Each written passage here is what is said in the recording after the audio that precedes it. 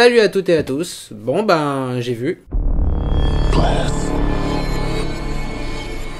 Avis sans spoiler, bien évidemment, comme d'habitude, et comme indiqué dans le titre. Suite d'Incassable et de Split, ça en soi c'est déjà un concept original. Film qui est donc la suite de Incassable, sorti en 2000, et qui était donc le deuxième film du réal de Sixième Sens, donc sorti en 2001 ou 2001, enfin il y a à peu près 20 ans, et suite de Split, donc sorti en 2017, donc il y a à peu près 2 ans. Est-ce que j'attendais Glass? Oui, j'attendais Glass, parce que pour moi, Incassable déjà, c'est un de mes films références. Je trouve vraiment maîtrisé sur de nombreux points, sur la narration, sur le jeu d'acteur, la mise en scène, enfin bref, pour moi c'est un film vraiment maîtrisé de bout en bout, c'est une petite pépite, c'est vraiment un chef-d'œuvre qui annonçait vraiment théoriquement que du bon pour la suite de M. Night Shyamalan. Ouais, bah, ça n'était pas à la hauteur des espérances. Bref, pour moi, Incassable, c'est son chef-d'œuvre à ce jour, pour moi, c'est son meilleur film. Pour moi, Split était vraiment une agréable surprise et un film vraiment sympathique. Une suite à Split, pourquoi pas. Une suite à Incassable, ah ouais, moi j'étais carrément hypé. Alors, est-ce que ces 20 ans d'attente ont valu le coup? Est-ce que cette suite est à la hauteur, à mes yeux, de Incassable, qui pour moi est un magnifique film rendant hommage aux comics, qui est une véritable déclaration d'amour aux comics. Est-ce que Glass est à la hauteur d'Incassable? Non, pour moi, Incassable reste au-dessus, et même Split, pour ma part, reste au-dessus de Glass. Est-ce que c'est un bon film? Ouais, c'est quand même un bon film. Est-ce que c'est un mauvais film? Ouais, c'est pas un mauvais film, mais il y a des choses vraiment... c'est chaud. Enfin, certains trucs, c'est vraiment très chaud. Enfin bref. Est-ce que Glass vaut le coup d'être vu? Oui, ne serait-ce que parce qu'il offre quelque chose de différent par rapport aux super productions Marvel, etc.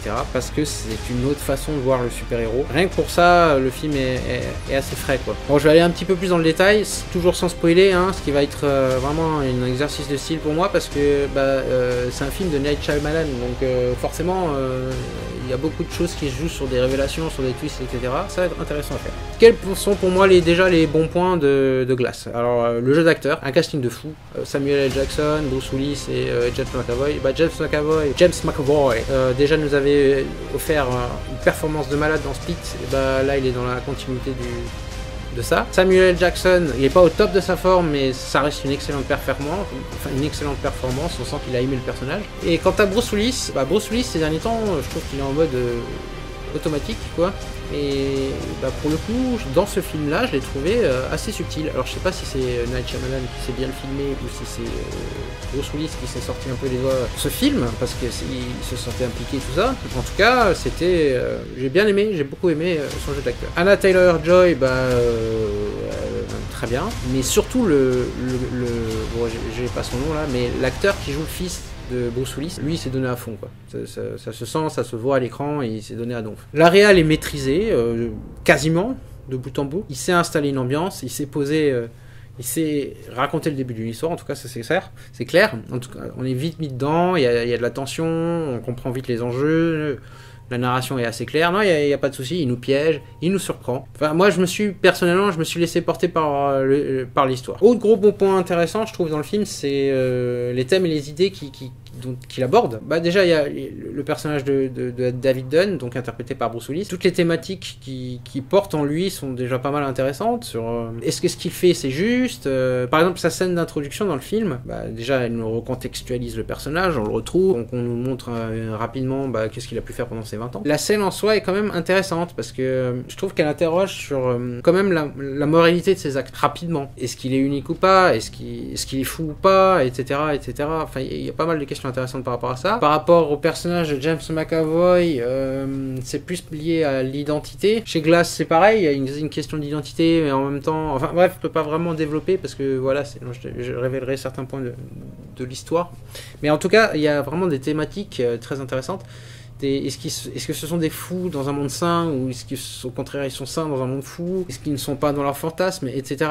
Il y a vraiment des thématiques assez intéressantes. Beaucoup de retournements de situation. Bon, il y en avait il y en a quelques-uns que j'ai vu venir, parce que voilà, je suis habitué, je vois un peu maintenant les ficelles de Night Shyamalan. En fait, je me disais, théoriquement, il devrait se passer ça. Night Shyamalan, il veut prendre le contre-pied, donc du coup, théoriquement, pour cette scène-là, il va faire ça, parce que voilà, c'est le contre-pied de ce qui se ferait habituellement. Et c'est un peu ce qui se passait au bout du moment dans le film, c'était ça en fait. Dans les autres bons points, qu'est-ce qu'il y a d'autre encore? L'interprétation des acteurs, la mise en scène, l'histoire est intéressante quand même. Retrouver Glass après 20 ans dans cet asile, etc. C'est intéressant, comme il a évolué.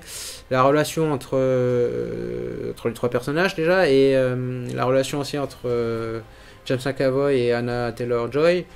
On voit comment elle évolue, comment elle a évolué, et même la relation entre David Dunn et son fils, qui est un petit peu développée, et peut-être trop peu développée justement. Du coup, je vais passer sur les mauvais points. En fait, j'ai beaucoup aimé le film sur les, on va dire 90%, 95% du film. Là, en y repensant, je me dis que j'aime plus à peu près 2 tiers du film, et il y a un tiers en fait que... Qui contient énormément de faiblesses au niveau du scénario et au niveau de la cohérence de l'histoire et de l'univers. Pour moi, les 2 tiers du film sont clairement maîtrisés. Et puis, il y a le dernier acte, en fait, qui pour moi, pour ma part, est plutôt bien foutu. Mais pour moi, ce qui fout vraiment, ce qui plombe un peu le film, c'est le twist. Je spoil rien, là. Night Shyamalan met toujours un twist dans ses films. Maintenant, c'est devenu un petit peu sa marque. Hein. Et dans ce film, le twist, je trouve qu'il est incohérent. Enfin, stupide. Enfin, je veux dire, l'idée, elle me paraît tellement débile que ça annihilie en fait toute crédibilité dans le film. Enfin, toute crédibilité dans le film. Toute cohérence même entre les films. Enfin, je peux pas trop en parler, sinon je vais spoiler, mais vraiment le twist final, je l'ai trouvé bête, mais vraiment bête, quoi, vraiment bête, stupide. Ah, il est très con, hein. Il est très con, ça a aucune logique, ça a pas de sens, c'est complètement stupide. Mais pourquoi voilà, moi, à ce moment-là, ils m'ont perdu, quoi. Bon, heureusement, c'était la fin du film, mais là, ils m'ont perdu. Il aurait révélé ce truc à peu près, je sais pas, moi, la moitié, au début du film, c'est bon, il m'avait perdu pour tout le reste. Hein. Je retrouvais que c'était stupide à souhait. Qu'est-ce qui lui est passé par la tête, quoi? Enfin, pour moi, c'est le plus gros défaut majeur, c'est le twist final, la révélation finale. Cette révélation finale, pour moi, elle est mauvaise sur 2 points. Déjà, l'idée est bête, comme j'arrête pas de le répéter. Mais 2 yeux aussi, elle minimise grandement l'importance de l'histoire de David Dunn, donc de Incassable. Il crache pas sur Incassable parce qu'il respecte beaucoup le personnage de David Dunn durant le film, mais avec cette révélation finale et tout ce qui amène, etc., et ouais, ça minimise l'impact, l'importance du personnage, de l'histoire, du film Incassable. Et je trouve ça vraiment dommage. Et après, en fait, le film est parsemé de petits trucs débiles qui sur le coup m'a pas choqué, mais après réflexion on se dit mais c'est con, pourquoi? Enfin, dans les trucs que je peux révéler, parce que c'est montré dans la bande-annonce, l'idée des flashs avec James McAvoy, ok, c'est stylisé, ça a de la gueule, etc.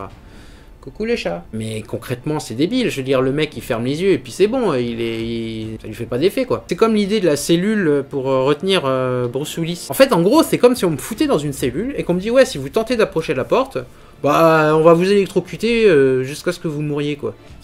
Ça a pas de sens. C'est débile. Oui, hein, tu vois, t'es d'accord avec moi, toi. Et en fait, il y a plein de choses comme ça, au final. C'est stupide. C'est pareil, donc le personnage interprété par Sarah Paulson, qui est un médecin, en fait, qui leur dit, ouais, voilà, je spoil pas, hein, c'est dans les bandes annonces. Vous prenez pour des super-héros, mais vous n'êtes pas des super-héros. Bon, alors déjà, pour Samuel Jackson et Bruce Willis, j'ai pas de problème. Effectivement, on peut se dire, ouais, les mecs se prennent pour des super-héros, tout ça, voilà, et machin. Qu'est-ce que fout Glass à l'asile psychiatrique? C'est quand même un gars qui a fait cracher un avion, dérailler un train, et je crois encore un autre truc. Et il considère comme un terroriste, il devrait être dans une prison de haute sécurité, même s'il est sous médoc, il devrait être dans une prison de haute sécurité, enfin bon. Il est assez sain d'esprit, je veux dire, pendant le film, il justifie ses actes et tout, enfin bon. Mais bon, admettons, il se retrouve à l'asile psychiatrique. Et du coup, il se prend pour un super méchant, comme il le dit dans Incassable et tout. Ok. David Dunn, Bruce Willis, il se prend pour un super héros, tout ça, ok, il n'y a pas de problème.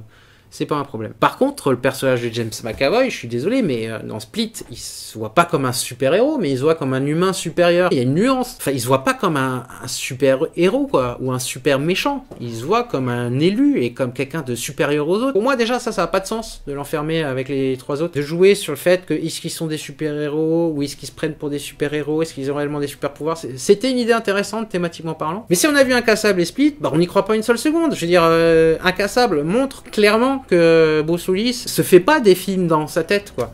Et même Glass, dans l'intro du film, le montre. Le traitement de certains personnages ici, c'est un peu pas compréhensible. Je veux dire, Par exemple, il prend pas mal de temps, il commence le film, on a vraiment la sensation que c'est une suite d'Incassable. Après, du coup, il est intelligent, il développe un peu le personnage du fils.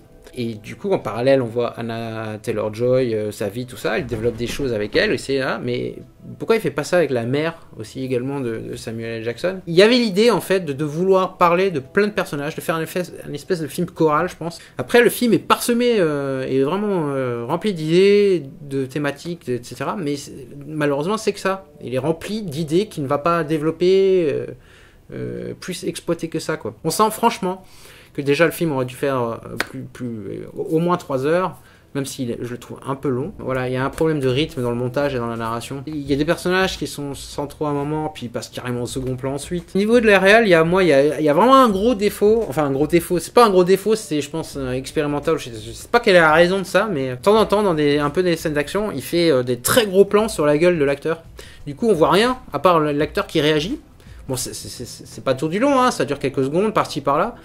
Mais c'est très bizarre. Enfin, moi, ça m'a sorti un peu du film. J'ai dit, what? Mais moi, je veux voir ce qui se passe. Je veux pas voir la gueule de l'acteur. Genre, et puis... Le film, majoritairement, est plutôt bon, je trouve. A plutôt de très bonnes idées. Mais il a des faiblesses, voilà. Après, comme dit, je l'attendais énormément. C'est peut-être le film que j'attendais le plus de 2019. Avec la deuxième partie de ça, et Avengers Endgame, et bien évidemment. Il y a un petit truc de loupé, malheureusement avec Glass, mais ça reste quand même un très bon film. Enfin, un très bon film. Oui, ça reste quand même un bon film. Avec quelques défauts, quelques gros défauts majeurs, dont un que je trouve dans la narration, mais complètement stupide. Mais c'est purement subjectif, mais pour moi, c'est pas logique, quoi. C'est complètement illogique. C'est complètement débile. Enfin, voilà, je pourrais en parler des heures, hein, de cette conclusion que je trouve, mais... du bêtise abyssale, quoi. Bref, donc du coup, Glass, est-ce qu'il vaut le coup? Ouais, il vaut quand même le coup d'œil si on est fan d'Incassable et de Split. Enfin, sincèrement. Je suis pas certain que quelqu'un qui n'a pas vu Incassable et Split accroche de la même manière. Il aura peut-être l'impression de voir un film un peu moyen, un peu, ouais, juste sympa, mais sans plus, quoi. Il est bourré vraiment de plein d'idées, quoi. Il n'y a pas de réel propos majeur, central. Il y a plusieurs bonnes idées, mais traitées de manière superficielle, parce que justement, il n'avait pas le temps de les développer, etc., parce que derrière, il voulait balancer une autre idée, etc., etc. Je pense que la scène qui est représentative du film sur ce côté superficiel, c'est, sans spoiler, et Shyamalan, il apparaît toujours dans ses films, c'est son caméo, justement, qui est totalement superficiel. On aurait pu couper ce moment-là, ça n'aurait rien changé à l'histoire ou au rythme du film. Ouais, le film manque clairement de subtilité aussi, c'est ça aussi. Il manque clairement de subtilité. Là où Incassable était fin, il était vraiment pertinent et pointu. Pareil pour Split, il y avait un espèce de délire un peu plus... Il était un peu foufou dans ce film, mais on va dire... Wouh, foufou. Mais il y avait quand même une pertinence dans le propos, dans la mise en scène, dans la réalisation. Il y avait... vraiment pointu, quelque chose de fin, de subtil. J'ai pas retrouvé ça dans Glass. J'ai plutôt l'impression que le mec voulait rusher son film pour profiter encore de la vague super-héroïque qui est en cours, quoi. Il arrête pas de dire dans des interviews qu'il avait déjà créé le personnage de James McAvoy dans Incassable. Alors ok, mais pour ma part, dans Glass, j'avais vraiment l'impression qu'il était greffé en fait sur une potentielle suite d'Incassable qu'on nous racontait à travers Glass, et que le personnage de Split était un peu greffé dans ce truc, quoi. Pour moi, ça me paraissait pas forcément naturel, en fait. Déjà parce que les deux films ont vraiment une ambiance très marquée et très différente. Par contre, de ce point de vue-là, il a totalement réussi la réunion des deux univers, même si ça se passe dans le même univers, mais des deux ambiances, quoi. Grosse qualité du film, c'est la photographie du film, que je trouve vraiment très bien travaillée. Pas un truc qui va nous marquer à la Snyder, etc., mais elle est vraiment intelligente et pertinente. Il y a vraiment un souci, quoi, de la lumière, de l'utilisation de la lumière. Bref, est-ce que Glass vaut le coup? Ouais, je pense. C'est un film qui va faire polémiquer, surtout pour sa fin stupide, mais ça vaut quand même le coup d'œil. Il est intéressant sur plein de points de vue. À la fois, on voit un Shyamalan qui a de bonnes idées dans le film, et en même temps, il y a des idées de merde, quoi. En même temps, il y a une putain de mise en scène, et en même temps, il y a des idées complètement stupides au niveau de la mise en scène également. Il y a des scènes avec des personnages excellentes, comme après, on a plus rien à foutre de la manière dont ils traitent le perso.